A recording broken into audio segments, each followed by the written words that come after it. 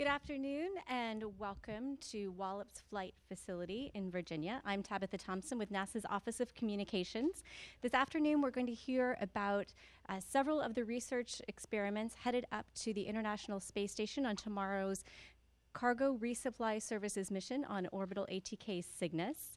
We have a lot of great information to share with you. We look forward to hearing your questions. I'm going to start with Camille Elaine with the International Space Station Program Science Office and Patrick O'Neill, who's with the Center for the Advancement of Science in Space. Thank you, Tabitha. Hello, everybody. It's so great to have a packed house, and thank you for your interest in the science and research we're flying tomorrow. We're always excited. Tomorrow we'll be flying about 1,900 pounds of research supplies and science on board Orbital ATK CRS-8. And that research will be supporting the 300 ongoing or new investigations that we have currently going on during Expedition 53-54. All the experiments are supporting a multitude of scientific disciplines that the ISS has the capability to support, including the biology and biotechnology, physical science research, human research, technology demonstration, earth and space science, and education. We know the presence of the astronauts really inspires students, so we take that opportunity to engage them in their science, technology, engineering, and math. The reason we do this research is for several purposes: to advance our scientific knowledge through scientific discovery. We also want to enable future space exploration. We are also creating this commercial marketplace in low Earth orbit, and then we're doing research that has a benefit to improving the quality of our lives here on Earth. We sponsor many different types of research. NASA sponsors research to support our science missions, to support our space technology missions, to support our human research. We also have international partners. It's an international space station, so we do research that is in support of our international partner national goals. And then we do research that supports the ISS US National Laboratory, which is managed by the Center for the Advancement of Science in Space. And now I'll hand it over to Patrick, who represents CASIS, and he'll tell you a little bit more about the research being done in the US National Lab. Patrick. Thank you very much, Camille. Well, hey, once again, as Camille said, it's awesome to see so many people out here. And my name is Patrick O'Neill. I'm with the Center for the Advancement of Science in Space. Some of you might have been hearing about this organization called CASIS, or the U.S. National Lab. Prior to your being here, how many people knew that the ISS actually was a national laboratory? Wow, okay. Well, that's it seems every single launch we're getting more and more people that are raising their hands, which means that we're sending a lot of great research to the space station. That's a great problem to have. So a little background, though, for those that might not be familiar with the ISS National Lab concept. In 2005, Congress declared the U.S. portion of National Laboratory. The thought process was to try to open up research channels to non-NASA initiatives, specifically to use the space station to benefit life on Earth. And so CASIS became that entity that was tasked with managing the National Laboratory in 2011. And I have to say that we are really starting to enter the golden years of the International Space Station from a research perspective. We're constantly evolving the station for the needs of the research community. You're going to be hearing from some of the individuals who are responsible for commercial facilities on the station today that are enabling more and more access for researchers to be able to leverage this incredible platform to benefit life on Earth. On this particular launch, we really do have kind of a myriad of investigations that are going up, representing life sciences, Earth observation, cube satellite technology, and there's going to be an abundance of student payloads that are going up on this investigation. So it's truly an exciting time to be involved in the ISS research, and I think that we're going to hear a heck of a lot more about some of the payloads that are going to be going up today. I think at this point, Camille and I were happy to answer any questions that folks might have.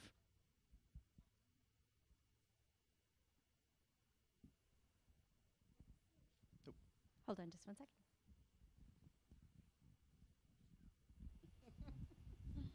So you mentioned there are 300 or so experiments ongoing new. Who decides on which experiments get involved in this program? So I talked a little bit about that earlier Okay, in the yeah. in the news conference. So we have different sponsors that sponsor their particular research, right? So from a NASA perspective, the research we do to enable future space exploration is sponsored through several missions: the science mission, the space technology mission, the human research program. Then we have the U.S. National Lab portfolio, and they decide what science is important to them that has a benefit to our lives here on Earth. And so that's a whole other portfolio that they decide. And then the international partners, they decide what is important to them that support their national goals. So those sponsors actually decide what type of research we'll do on the space station.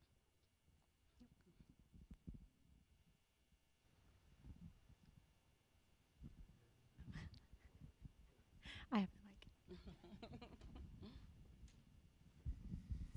I understand there's a CubeSat launcher on the ISS, but also the Cygnus that's going up has a certain capacity for CubeSats. So I guess we're seeing that from here. What's the life of a CubeSat after it is orbited, and how long do they take to deorbit, and what's the capacity of the Cygnus? Oh my gosh, you know what? Hold that question for the guy. We have the CubeSat experts here, the PIs who are gonna fly their CubeSat, and it actually just depends. So they'll be able to answer that question.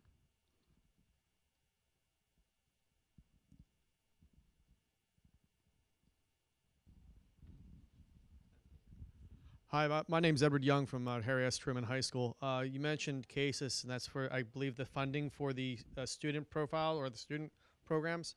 I guess that's university students. And if so, is that going to be opening doors for potential high school programs as well? So I would actually say the vast majority of the STEM payloads that go up that are part of the ISS National Lab manifest represent high school students and middle school, basically 6 to 12. So that's really kind of where we focus an awful lot of our efforts. And as an educator, I'm sure that you know that when you're in the middle school ages, that's typically where you tend to see the students kind of deter from math and science. And so, if anything, we're really trying to show that the space station is something that you could take advantage of from a student research perspective. There's a variety of programs that we are involved with or that we sponsor. You're going to hear actually a little bit about some of them today. But happy to go and talk with you further about some other ways that you can be involved from a STEM education standpoint.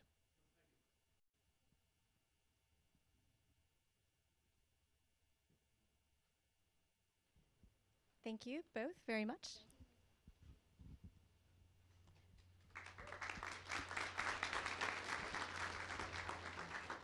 Up next, we have Henry Martin to answer those burning questions about deploying CubeSats. Henry Martin with NanoRacks and Cassie Wong, who is with the Cargo Resupply Systems. She's an engineer with Orbital ATK. Hi, welcome everybody. I'm Cassie Wong with Orbital ATK. I'm a systems engineer on the CRS program. Cygnus' primary mission is to deliver cargo to the International Space Station and to transport trash on the way back in vehicle reentry. So we're very excited for OA8 coming up.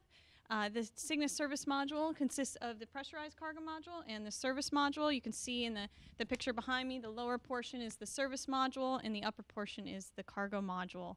The service module consists of all the subsystems that we need to fly the mission, such as the avionics, the communications equipment, the guidance, navigation, and control equipment, the propulsion, and all the other subsystems. The pressurized cargo module holds over 900 cubic feet of volume for the cargo. Somebody at work once told me that holds 400,000 golf balls. I don't know. I don't know if that provides much of a reference, but it does hold a lot of cargo. OA8 is delivering over 7,400 pounds of cargo to the station. But Cygnus has really evolved into much more than just a transport and delivery service. It's now become a valuable secondary science platform for all these payloads that you're going to hear today. So we're very excited about that at Orbital ATK. On the past 3 missions, we hosted the Sapphire experiment, and that studied flame propagation in microgravity environment, and that occurred after we departed the station. The experiment began. So that was an exciting opportunity for us.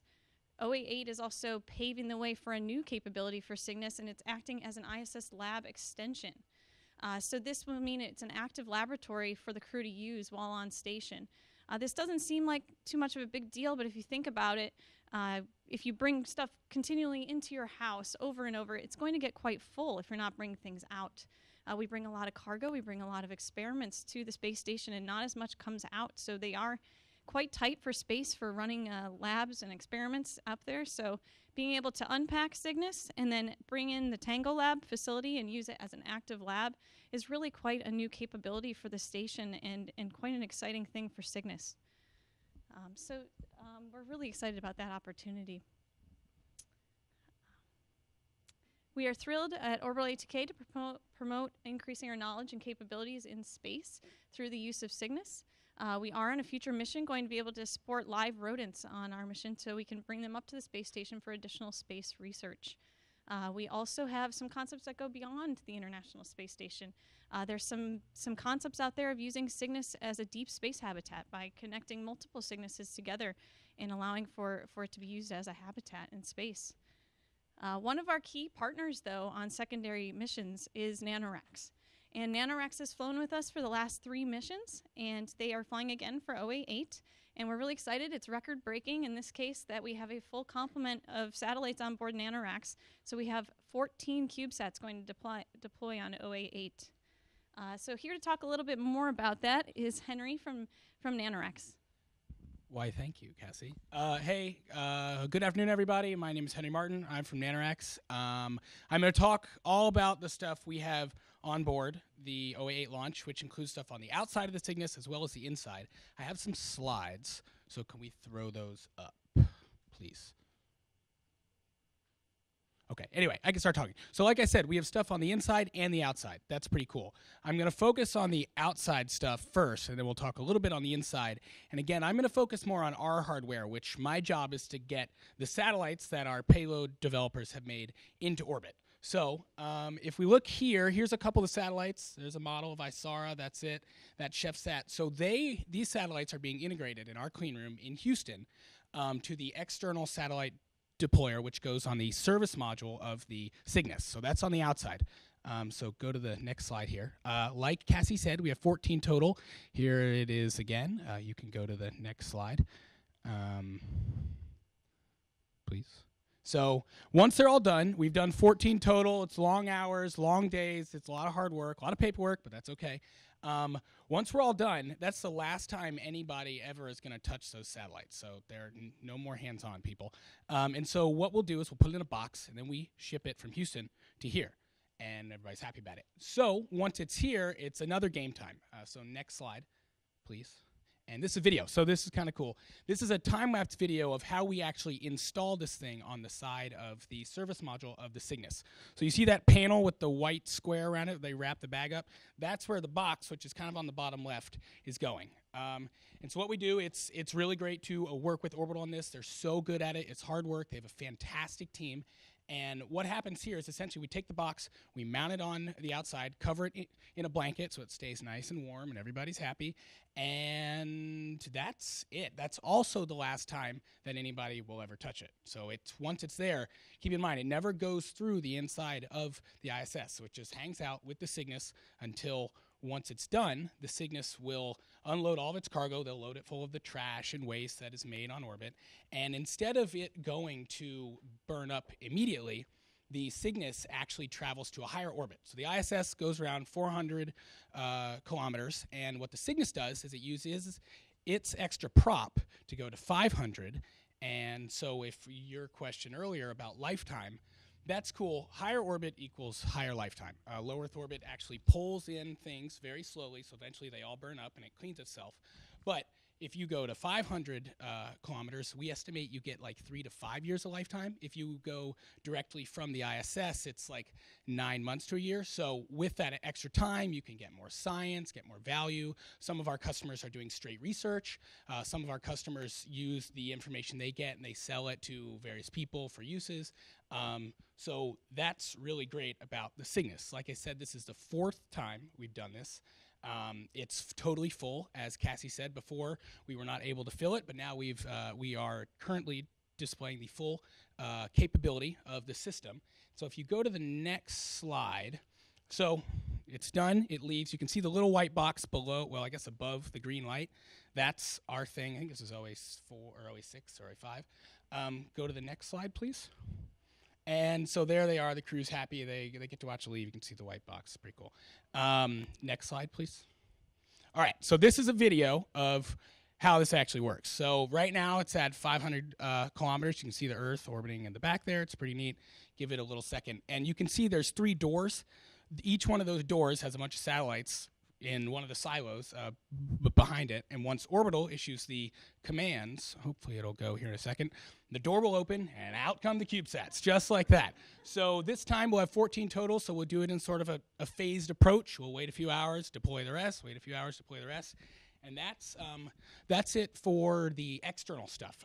Our customers include universities, research centers, whom you will hear from soon, the NRO Office of Space Launch, as well as a commercial customer who we continue to contribute to their constellation on orbit, the Lemurs at Aspire Global out of Glasgow. Next slide. I think that's it. So that's it for me. We also have some stuff on the inside, which we'll talk about here. One of them is a biological satellite, which is super cool. It's the first one for us. It's a lot of many firsts for NanoRacks here. And with that, I think I can turn this over. Thank you both. Don't leave though. If you have a question, please raise your hand and wait for the microphone to reach you. If you're following along on NASA's social channels, just use the hashtag #AskNASA. I think we have one right now. So yeah, this question came in through hashtag #AskNASA, and it's about for Orbital, and the question's from at Skyfire747. Is there a specific order of loading supplies onto the rocket?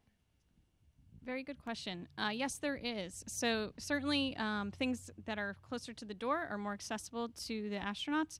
And so NASA gives us a priority for what is installed and based on what they are going to take out. So certainly the crew will start in the front and then they go towards the back. So that is given to us by NASA with install this in a certain order, and we follow that accordingly. There's also what's considered late load cargo, so things that are time critical. Those are installed later in our flow. Pointed to this, but you didn't really tell us what it is. Yeah, let me talk about this. So this is a satellite deployer that we use on the inside of the ISS. So a little different from the outside. This goes on an airlock slide table in the Japanese airlock module. What it is we take these satellites, actually, one like this, and on the ground, we put them, as we call it, in the can.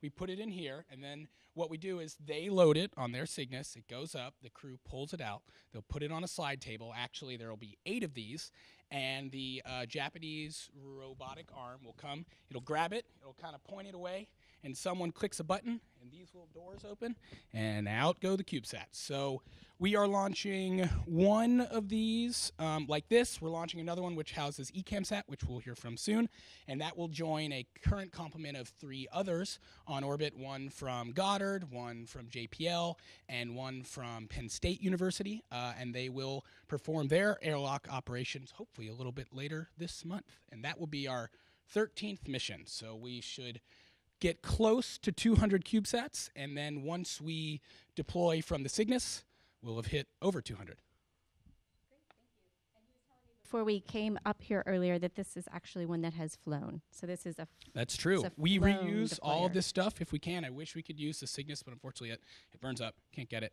But this we reuse if we can. They work every time. Okay, great, thank you. Any other questions in the room? I have a quick question. My name is Brian Meyer. I'm from the Orbital Social. Are the CubeSats ejected mechanically or through a propulsive method? It's just a spring, actually. So what happens is the whole system is loaded before against the doors, as we saw. And when the doors open, that spring works every time, just pushes them right out. But propulsion is a good thing you mentioned, because 2 of the satellites we're flying, which you'll hear, actually have a small water prop system. I won't steal your thunder. And that one is neat because not only is it one of the first times we're flying prop to the station, but this will actually go above the ISS, which is a first for everybody, us, including the whole program. We have time for one more question. Do we have one in the room? Anything from Ask NASA? Okay, thank you both. Thanks.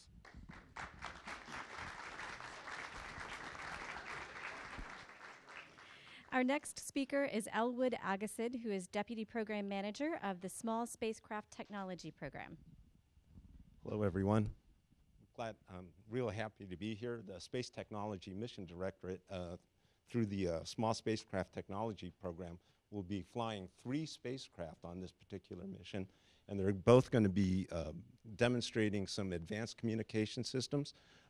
You'll see some videos that will come up shortly that will actually show you what the projected flight sequence will look like for both of them. These are models of the 2 spacecraft we have here. The first one is ISARA, the Integrated Solar Array Reflect Array Communication Satellite. And this other one, there will be 2 of these, is called OCSD, Optical Communications and Sensor Demonstration Satellite. And this one, the Optical Communications Satellite, will demonstrate the first time in the SmallSat platform laser communications. They're going to be using some technology that's very similar to some of the terrestrial technology. It'll have a capability to demonstrate communication speeds through optical communications up to about 200 megabits per second, which is really an advancement for small satellites.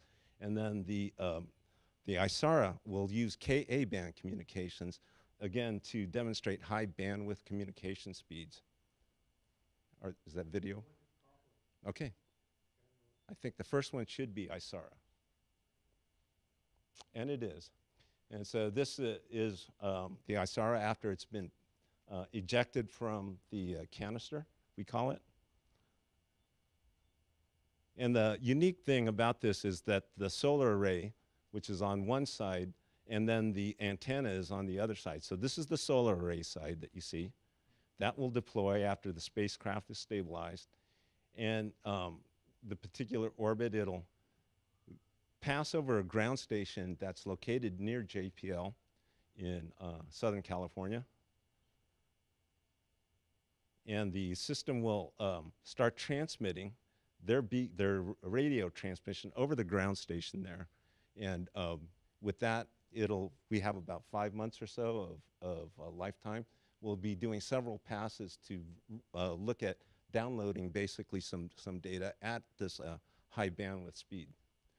And this is the ground station over JPL. Next one. And the next video you're going to see will be OCSD. And here it is being ejected now.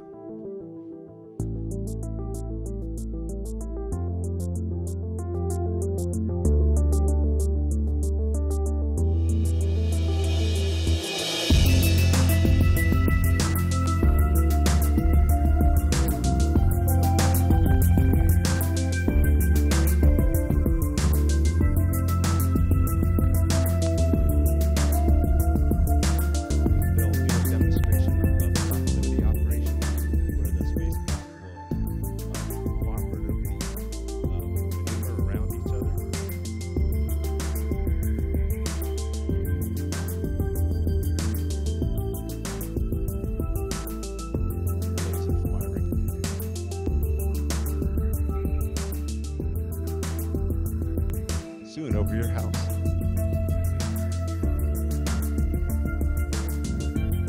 No, there's a ground station over in Mount Wilson, Southern California. So here's the maneuvering portion that I spoke of.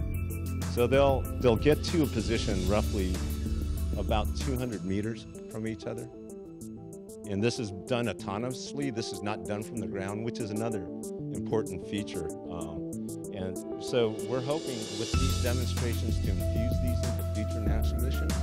And so these are capabilities that will not only enhance the capabilities of the CubeSat platform in and of itself, but it'll also be used, it can be used in a cross-cutting fashion across other science missions that they hope to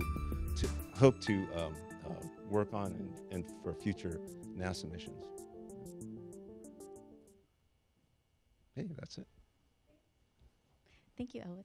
Thank you.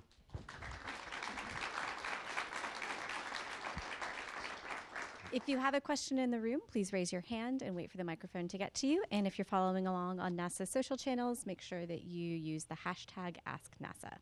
We have a question right up front.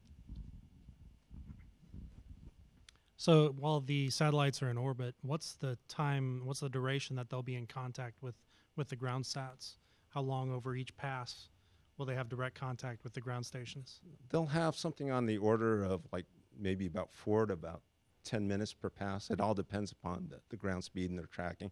They'll be doing a little bit of slewing as well over the ground stations to maximize the contact period.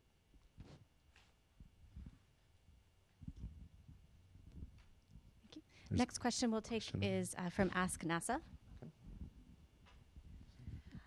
So now this question is, how many Mbps do current small satellites transmit via RF, radio frequency? I think is the last one. So that's a good question. We're typically using UHF and lower transmission speeds, 9.6 kilobits.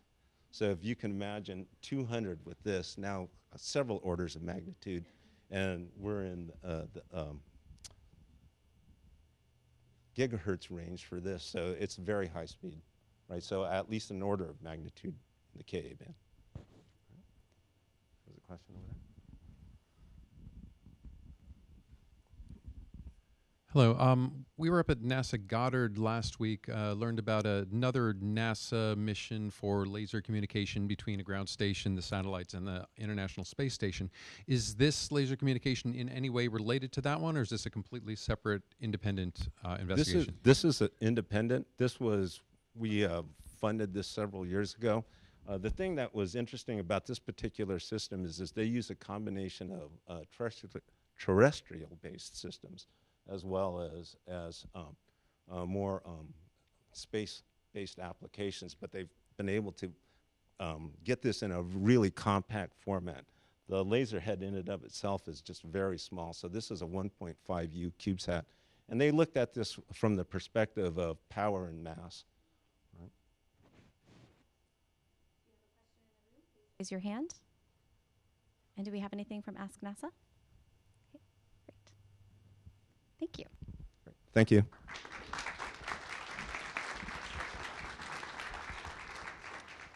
Our next speaker is Steven Spraymo, and he is the project manager for ECAM SAT, also from Ames Research Center. Hello. It's great to be here at Wallops today. Happy Veterans Day. I know we have a few veterans around I've spoken to, so I'd like to talk about ECAM SAT today. It stands for E. coli antimicrobial satellite, and it's sponsored by the Human Exploration and Operations Mission Directorate. Specifically, the division is Space, Life, and Physical Sciences at NASA headquarters that sponsored this today. It is our goal to enable science, enable discovery for new scientific methods. So, with that said, we're studying antibiotic resistance for a number of reasons. One is that astronauts have some immune suppression issues in space, and there's specifically a type of E. coli that we're flying today that will have a mutant and a wild type. We have two different genes in there, and basically the genes are, one is has the ability to show a stress response, and another one, the other mutant has a deleted gene. So the knockdown effect from the antibiotic is different in both types, and we'll compare from basically up in space and microgravity versus the 1G environment on Earth. So we'll have a parallel experiment on the ground. So the satellite itself, the experiment was designed by Dr. A.C. Mateen at Stanford University. I'd like to put up some slides, if we have those. So here's the actual spacecraft. The spacecraft itself is basically the size of 2 loaves of bread, and it's 23 pounds or 10.5 kilograms. So it has 2 communication systems on it. One is a UHF radio, which will be communicating with the ham radio community around the world, and we'll have a system on it to do outreach. So ham radio operators can help us find the spacecraft in the first 4 days of launch, and that's a great program. Santa Clara University will also be communicating with it for us and doing mission operations. So within this, 1/3 of the spacecraft houses a laboratory. And within that laboratory, we have a microfluidics card. So I'd like to show the next slide. So this is the experiment canister. It's a 1 atmosphere canister, and basically has electronics that will do detection and measurement of different phases of the experiment. There'll be 3 48-hour phases of the experiment, and we'll be feeding them, administering antibiotic, and then watching a stress response with a indicator that measures enzyme activity or a metabolic change as enzymes are expressing with the 2 different stress responses and after the antibiotic is administered. Next slide, please. So within the canister, we have a number of items that it looks like a spaghetti of, it looks like a mess here, but we compact that all down, and there's a very precise packing order. So within that, we have a number of custom blood bags that we've developed, and that houses the actual liquid we'll send through the system. Next slide. So this is after the experiment has actually been activated and gone through a number of steps. There's 20 steps in this experiment, and it'll last about 150 hours. If we could pan back to the desk here. Can the camera come back to me for a moment? Thank you. So we have this canister, and this is roughly the size of the laboratory that we'll be flying. It connects up with the rest of the spacecraft, and the whole system operates off 3 to 10 watts of power. Compared to your incandescent light bulb, this is pretty amazing. And it also maintains human body temperature to 37 degrees centigrade, plus or minus 1 degree C, even with extreme environment of space. So hundreds of degrees swing outside the spacecraft on the surface temperatures, and we are able to maintain this at human body temperature still. Within that, we have pumps and valves, very precise circulation pumps and metering pumps, where we actually mix the antibiotic in the system, and we administer the doses of high, medium, low, and control, which would be no antibiotic. This is an example of a microfluidics card, and I know it's hard to see, but it has 48 well plates, and we have about 48 little experiment wells that are the size of an eraser head here. And it contains different E. coli experiments, which we have photodetectors and LEDs that shine through. And basically, the channels in here are so small that even the smallest ant would not be able to crawl through it. So as we go on, I'll just show you a little bit of a buildup of what we do. So we have heaters that we add, and this keeps a very even distribution of heat around the system, and on. We start building up more of the components, and then you get to the valving system, and all of this works with the circuit board with an automated program. The system is autonomous, and it will run every step of this experiment.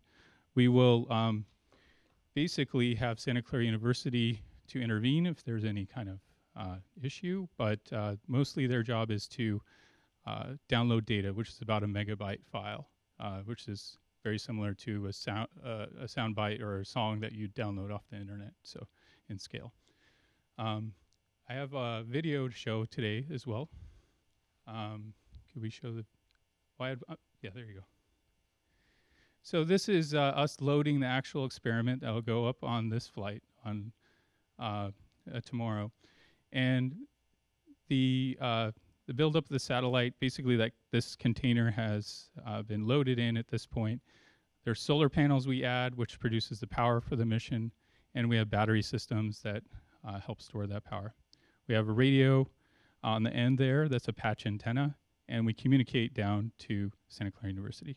this is on October 25th, actually loading into the NanoRacks deployer that will be used on this mission. After that, it'll be taken up to the space station in the Cygnus module and unloaded by the astronauts. They will put it through the GEM airlock, and after this, they'll deploy it. Here's an animation of it deploying. So ECAM-SAT will deploy, and then it'll have 4-day stabilization phase. And after those 4 days, microgravity will be pristine enough for us to run our experiment. It could happen earlier, but we have hysteresis rods and permanent magnets to help with this. This is a teardown of the laboratory as well, and this is a microfluidics card as it would sit. We'll go through each one of these wells and ping each well and store the data. Here's the different bags that we'll carry, and it's nutrient, Alamar blue, a buffer solution. And then the bacteria themselves will administer the antibiotic, and this is the most important phase here, so it's the stress response. And antibiotic and their stress response in general, the E. coli stress response to the antibiotic is something we're specifically watching. E. coli are capable of kind of becoming survival, upping their survival capability when they're stressed. So we're watching that mechanism genetically. There's a gene called RPOS, and specifically the immunologist at Stanford, he wants to target looking at this particular gene, and if we find that it does something different in space, we might find out that we would want to develop the countermeasure for that and understanding how to knock down an infection. This particular infection is called cystitis. It's common to terrestrial cases. It's a urinary tract infection. So for that matter, what we learn in space may allow us to key in on a specific pathway to help design more effective antibiotics and eliminate the antibiotic resistance effect. With that said, I'll stop here and ask for questions. Great, thank you.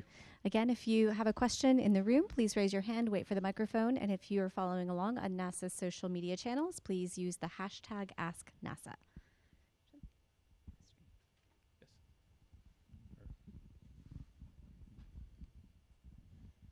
Hi, my name's Christina, and I'm from NASA Social. I had a question. You talked about doing the antibody research, but have you done anything with aptamers? I'm sorry, what was the question? Have you been doing any research with aptamers binding to the E. coli? No, I'm an engineer, so that would be better answered by the PI, the principal investigator. So he's at Stanford, and I can direct you to him for that question. So, any other questions?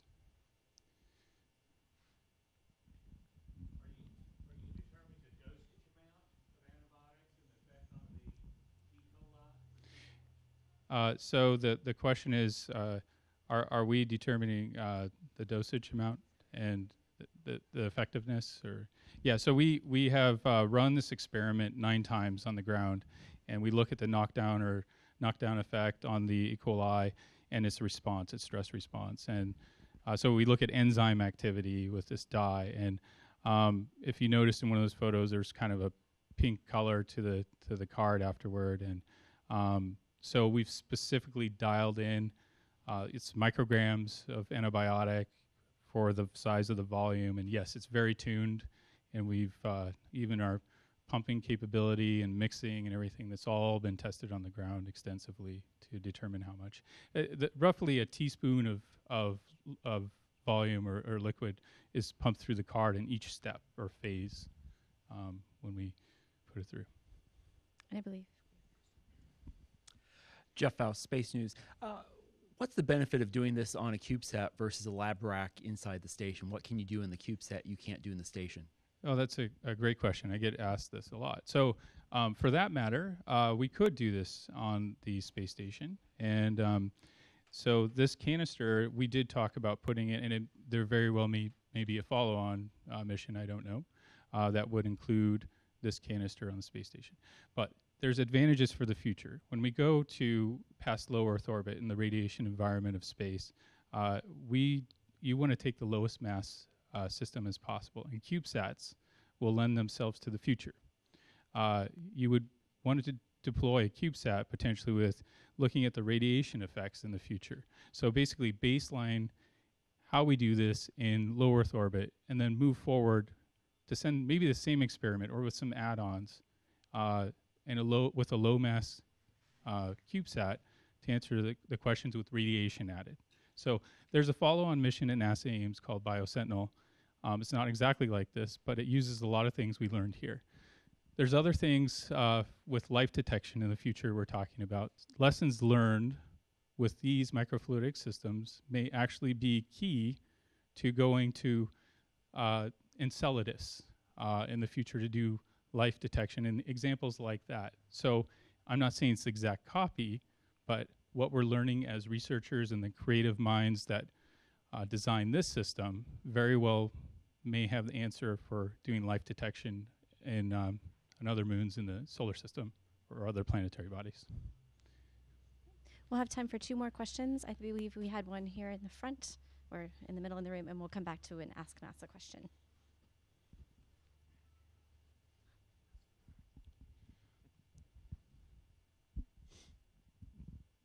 Thank you. Hey, my name's Daniel. I was just curious if you guys are looking at gene transfer, like through transduction or transformation, and if you feel like those processes would be any different in microgravity. Again, this is better answered by the PI, but we're specifically targeting this one gene. So imagine we've removed all the other variables here. The human body's not involved here. So what we learn from this mechanism without the immune system involved, we look at the genetic response. So in science, sometimes you want to remove as many other variables that may be confusing the answers. So this does that for that. But specifically, what you're talking about probably would be a whole different experiment design. So sorry I don't have a good exact answer for you, but Dr. Matin at Stanford would be able to answer that. This question came in through Ask NASA. It's by @FossilLocator. What is the composition of the ECAM SAT's casing? It looks like solid gold. Oh. So I can guarantee you, yes, it is very flashy and it looks like gold. Probably wouldn't be able to pick it up like this if it was gold. It is aluminum, and we plate it with gold for thermal properties. So one of the many things that we have to do to the spacecraft is observe absorptance and emissivity characteristics on the spacecraft. So for this challenge, and we do thermal models of up to 640,000 calculations on this particular mission. Every minute of the mission's modeled. This surface was picked. So if you look at the actual the first image I showed of the spacecraft, you'll see a copperish look instead of gold, and that's because it is copperish. And through different phases and doing things, I can't get into all the details of how we do this, but long story short is we adjust thermal properties, and that's the reason it is that color. So. Thank you, Stephen. Okay, thank you.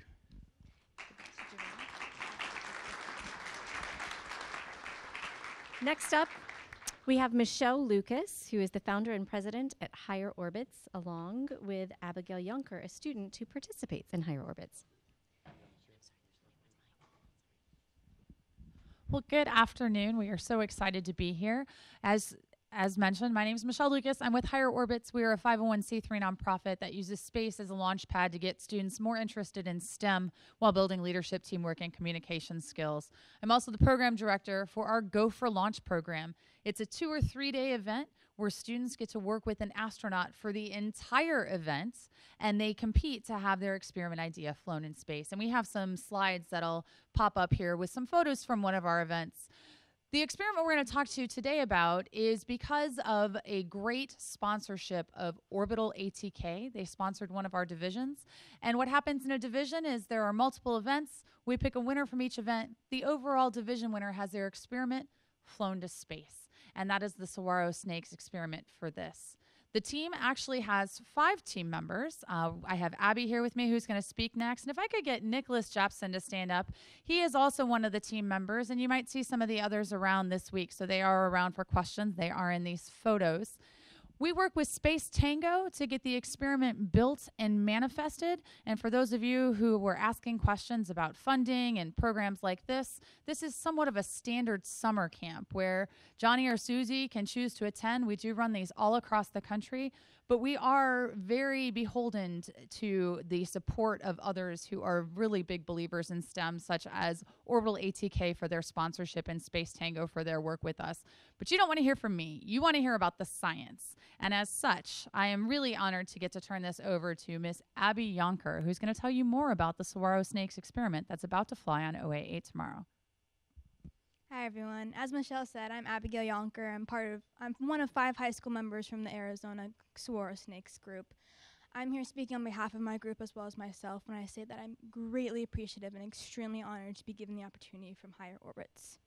Back in February, when I met my now group members for the first time, we were given 5 hours over a 2-day period to design a product to be tested in a microgravity environment. Given the requirements and limitations of our experiment, we started brainstorming. And with the help of our STEM teacher and the 2015 movie The Martian, we came up with the idea of plant growth in space.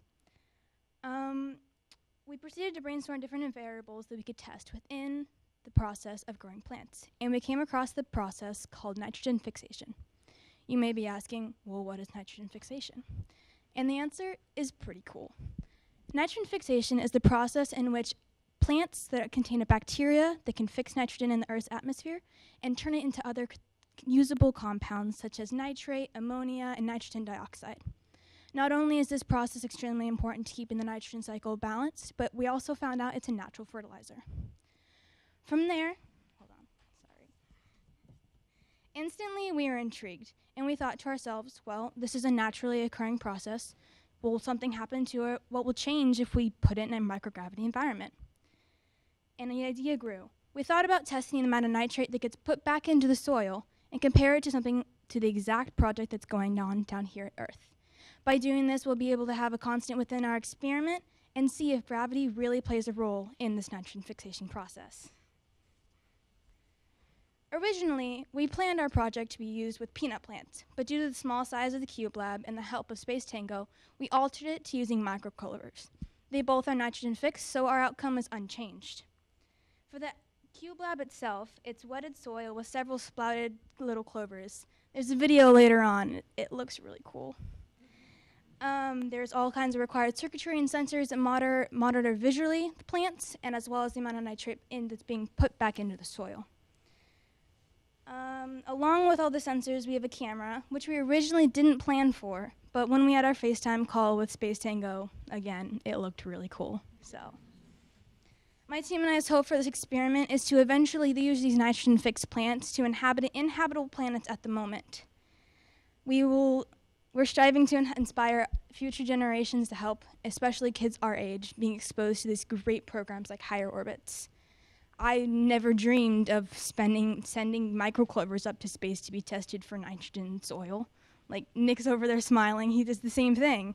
It's absolutely amazing what we get to experience this week here on Wallops in DC, and we are all just so honored. So thank you, Higher Orbits. Thank you, NASA, and thank you, Orbital ATK.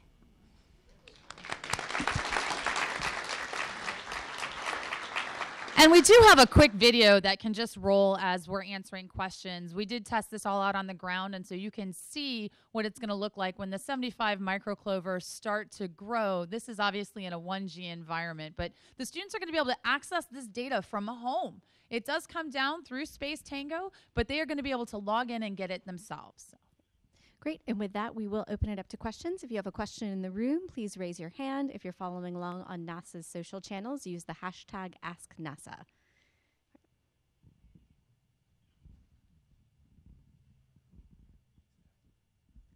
Jason Ryan with Spaceflight Insider. My question is for the young lady here. How did you get started? You look, I mean, I feel old, so old looking at you. You're so young. What made you decide to get started in this? Thank you. Actually, at my high school I went to last year, my geometry teacher saw this because it was hosted at my old high school. And I had just started to get kind of interested in space, thought it was pretty cool, and I was talking to him about it. And as soon as I went to this camp, I knew. And I've been just so inspired. I want to be an aerospace engineer when I'm older. So really, it just came from the exposure at my high school. So. Follow-up question. So when you got started in all this, did you think you'd be coming to attend a NASA launch and that you'd be working with a payload that would fly to the International Space Station? No way. I was shocked when we went at the camp level, and then Nick and I started freaking out when we went at the higher level. We were just so honored. I never saw myself doing this. It's absolutely crazy and really cool. Thank you. Again, if you have a question in the room, please raise your hand. I know we have one question now from Ask NASA. Thanks. The question is, how can teachers register their class to participate in the CubeSat programs? And so I can't speak to CubeSats. CubeSats are definitely different than Cube Labs. CubeSats actually go and they orbit the Earth. Cube Labs we work with inside the space station. For Go for Launch, they can visit us at www.higherorbits.org. We have programs all across the country, but we are looking to have programs in other locations. Look, I was the little girl who, when I was 3, fell in love with space, and I got to go to space camp, and I worked at NASA for a bunch of years, and I wanted to be able to bring space-inspired STEM events to the backyards of students who might not have otherwise realized how cool it was. I mean, now I know Abby does want to go to space camp, but originally she didn't know, and so certainly we welcome new students and new teachers. I think we have time for one more question in the room. If you have a question, please raise your hand.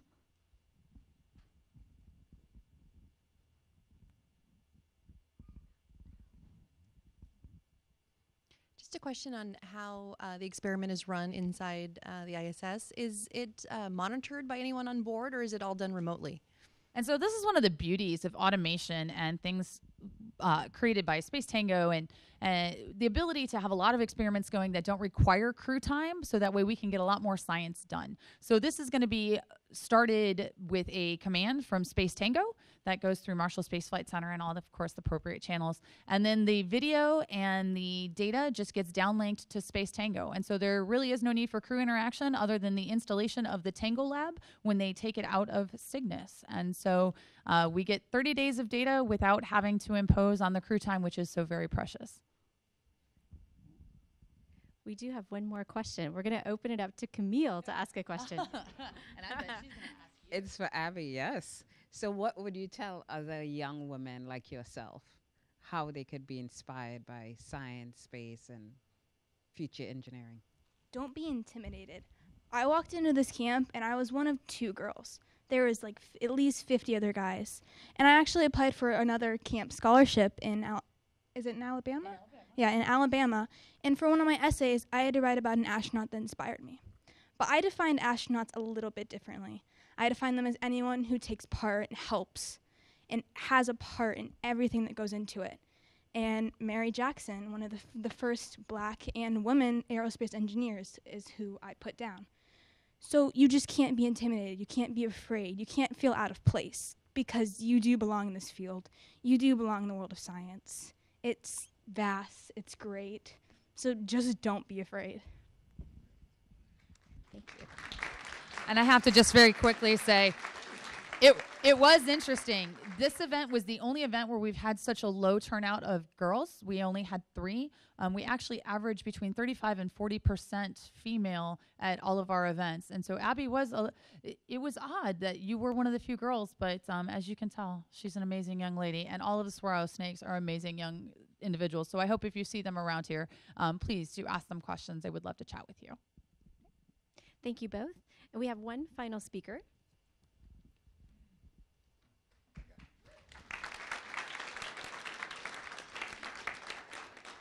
Heath Mills is the CEO of Space Technology and Advanced Research Systems Incorporated. Hi, thank you guys very much for having us here today, and an amazing presentation. Rough to follow that one. We'll see how it goes. So yes, my name is Heath Mills. I am the CEO of STARS. I'm CEO of STARS with Space Technology and Advanced Research Systems. What we do is we have a unique capacity to provide an environment within the space station to present your research into the microgravity environments. Now, this is done through, and as what was said before, remote access. We do this so that we also limit the amount of crew time that goes forward. And I have a set of slides that I'd like to start off with here to show a little bit more about what we do and what we can offer at STARS. If we would go to the first slide.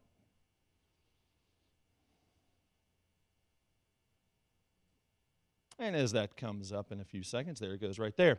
That is STARS. That is our motto right there laid out before you. If we go to the next slide, I want to just show one key point. Now, my background, I'm actually a molecular microbiologist. I'm not an engineer like everybody else.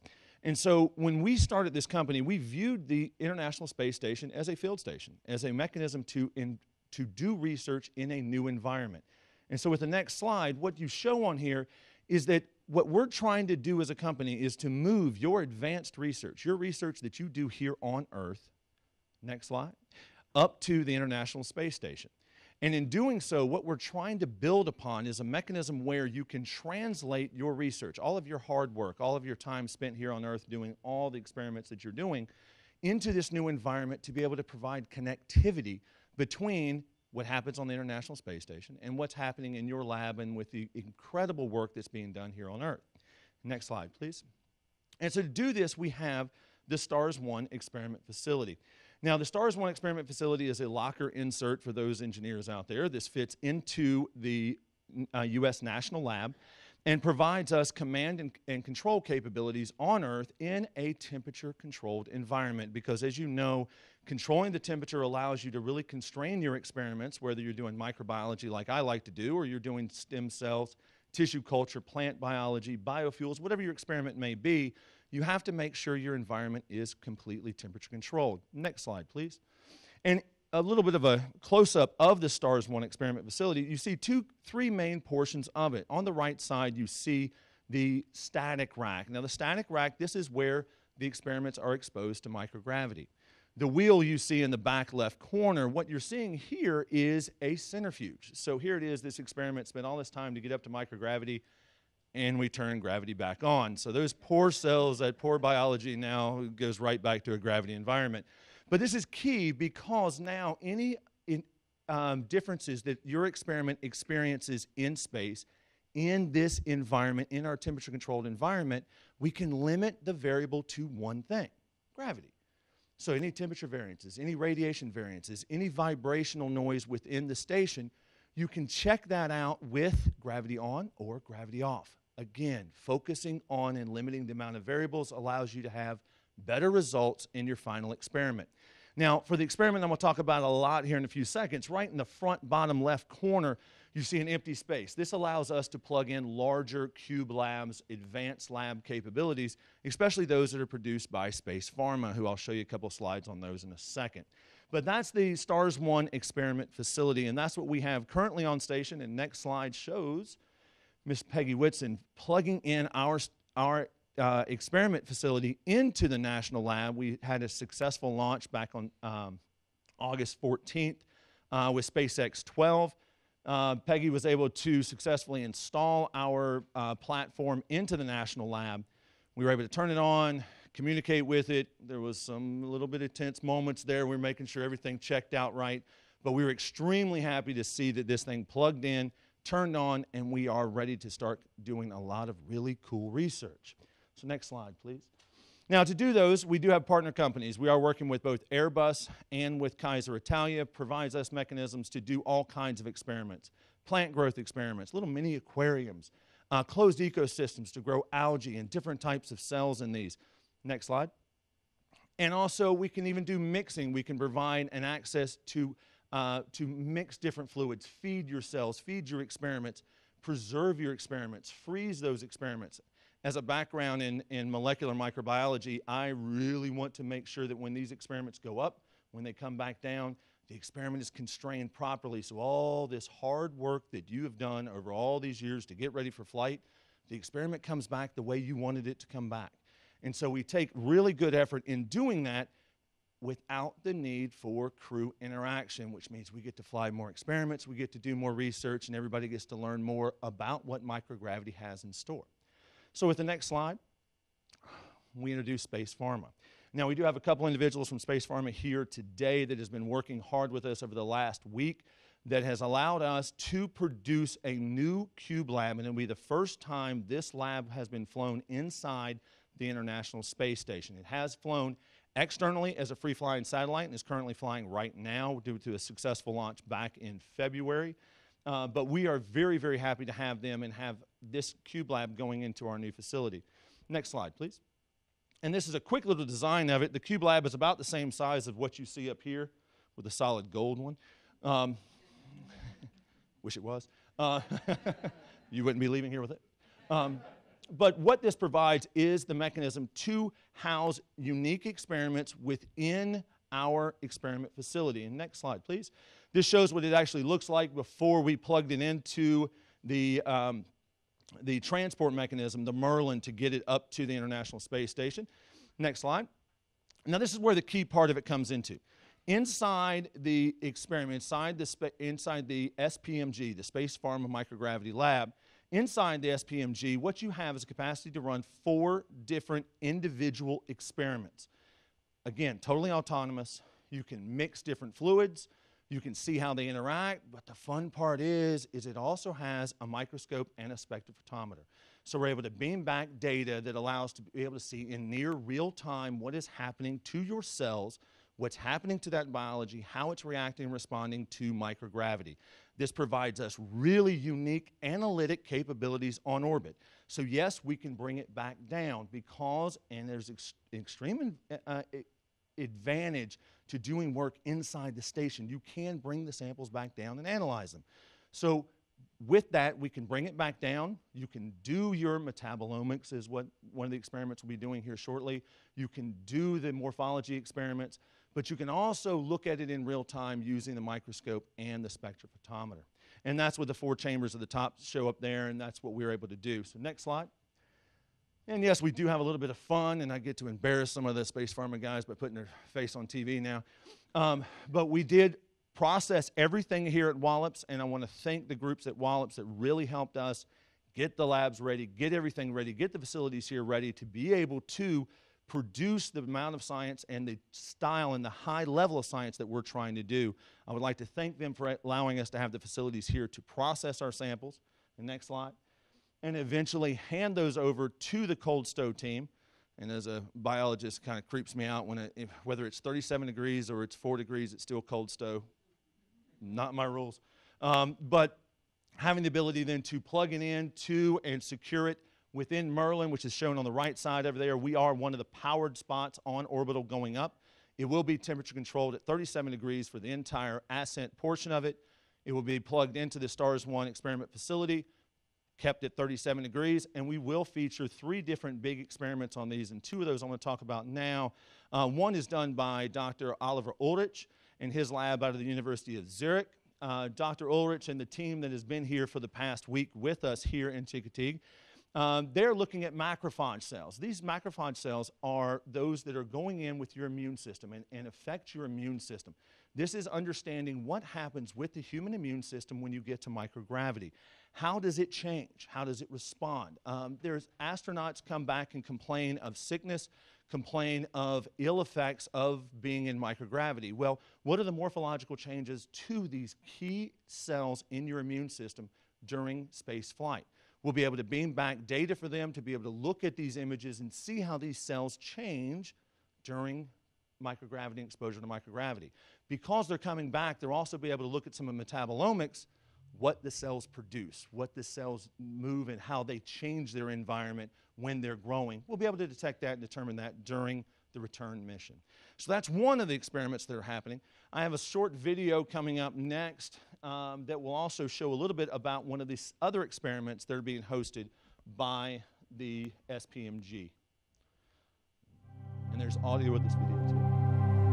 Hopefully. It's not over.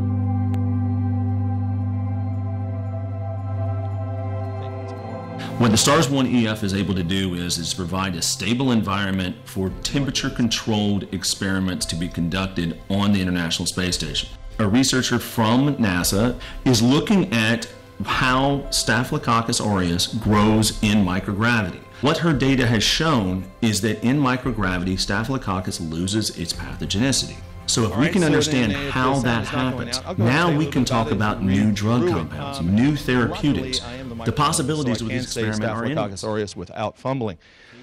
So what this experiment is, and Dr. Sarah Wallace from JSC is the lead PI on this experiment. What she's doing is, and what her work over the past 6 years has shown, is that microgravity has a unique effect on Staphylococcus aureus. So Staph aureus, staph infections. Staphylococcus aureus affects about 30, or is currently resident on about 30% of the population at all times, on your skin, on your neighbor beside you. Now everybody slides a little further apart. Now, what Staph aureus does is it's an opportunistic pathogen. If you scratch your skin, if you have a cut, if you have a boo-boo on your hand, the Staph aureus can get into your skin and cause an infection. Hospitals have a very big issue with staph infections. One thing that Sarah's been able to show over the last 6 years is that microgravity has an effect on Staph aureus by reducing the pathogenicity of Staph aureus. Interesting. So, if you can find a mechanism to turn off the pathogenicity of Staph aureus, wouldn't that be a good thing? And so by understanding the molecular mechanisms that happen within the cell to turn off Staph aureus pathogenicity, you're talking about drug discovery. You're talking about new therapeutics. You're talking about new medicines that may be able to be produced because you understand the molecular makeup of these cells. The only way to do it is to go to space. The only way to do it is to go to space, properly constrain the experiment, bring it back down, and analyze the molecular content of that cell. That's what Sarah's trying to do, and that's what we're trying to help her do while facilitating her research on station. So that's what we're doing on this experiment. We really thank Orbital for the chance to do this. We thank Cases for the opportunity and the funding to help get these experiments to space. And we'd like to thank our team and the Staph aureus guys, the Space Pharma guys back here for helping us get the cube built this week, and Dr. Ulrich's crew for being here, for loading their cells and getting everything together, and especially the Wallops crew for helping us on site to get the labs in shape and ready to go for us to have a successful turnover last week. So thank you very much. Thank you, Heath. We have time for a few questions in the room. We'll start here, and also if you are following along on NASA social channels, ask your questions using the hashtag AskNASA.